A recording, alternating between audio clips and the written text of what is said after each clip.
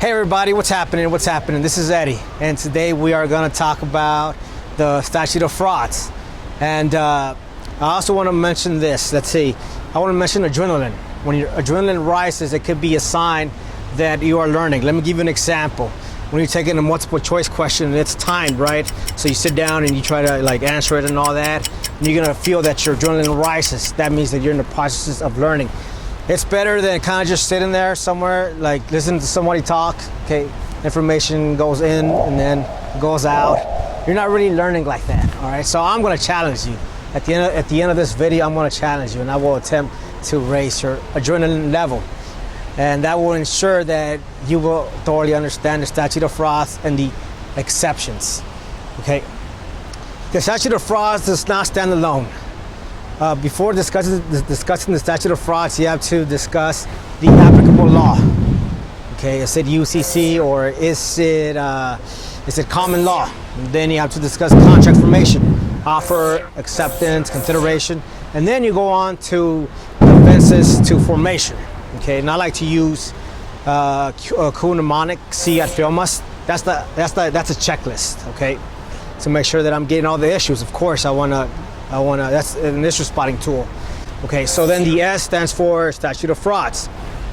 If Statute of Frauds is an issue, then I want to go over to exceptions to Statute of Frauds as well, because it might come up, and of course, QPix is used for that.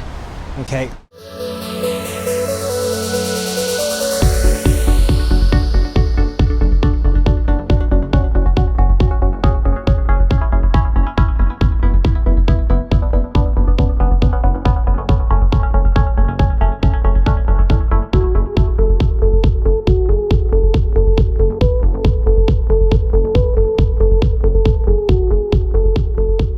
And I also want to say this about the Statute of Frauds. It's used in two ways.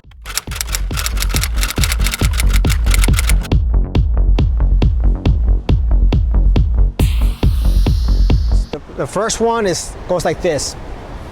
There will be an agreement, but it'll be oral, but it will not fall within the Statute of Frauds. Okay, maybe because it's for services that can be completed within 1 year. Okay, and then number two, where it is an issue. Okay, let's throw some facts out there. You have a dentist who's also an employer, and she's looking for a hygienist, an employee, right? And there's an interview going on, and they orally agree on certain terms. Here are the terms that they agree on. The employee's going to get paid $40,000 a year, and there's going to be particular land conveyed to him, and then the employment is going to go for 6 years. All right, so then you go to my legs. All right, and that's where you apply that. Okay, so marriage, are they getting married? No. And then you go to the Y. All right, I said for a year. In this case, it's for 6 years. So does the Statute of Frauds apply? And the answer is, of course, it does. And the dentist is going to say, hey, look, it's not in writing. There is no contract. So then that's where you go to the exceptions to the Statute of Frauds, and of course you go to QPix. All right. So you go to Q, doesn't apply right there. You go to the first P. Okay, promissory estoppel.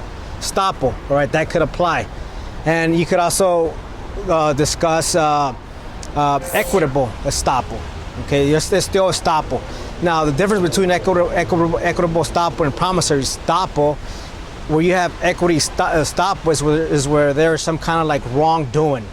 Maybe there is false language, or maybe where someone is attempting to take unfair advantage of another person. So that's where we would use equitable estoppel, and that seems to apply here.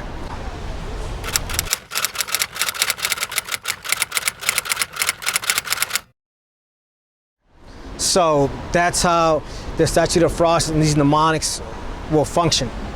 But stop. It's not stop. Okay, we're not done yet.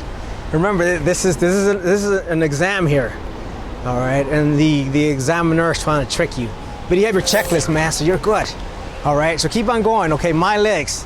Marriage, no. Year, already discussed. Then you have land. Could that be discussed? Yes, because, all right, the dentist promised certain real property. All right, and then she said, hey, as far as the real property, you're not going to get it because instead of giving it to you, I'm gonna sell it.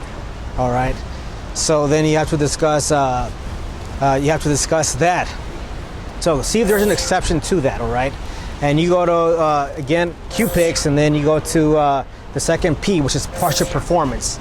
Could that be an exception to the statute of frauds? All right. So you want to discuss that. So the point here is this: use these templates, and also you want to approach these issues systematically. Okay. And the statute of frauds can be very tricky. So here's where I'm going to challenge you so that you'll gain a proper understanding of the statute of frauds. Here below is a past exam from California. Now, even if you live like in Idaho or a different state, you're taking the bar, California uses the common law, so it's great practice. So even if you're in law school, still common law. So that's where I challenge you. That's how you're going to learn. Take it, and there's also 2 samples there, 2 model answers. So you definitely want to read those after you take it.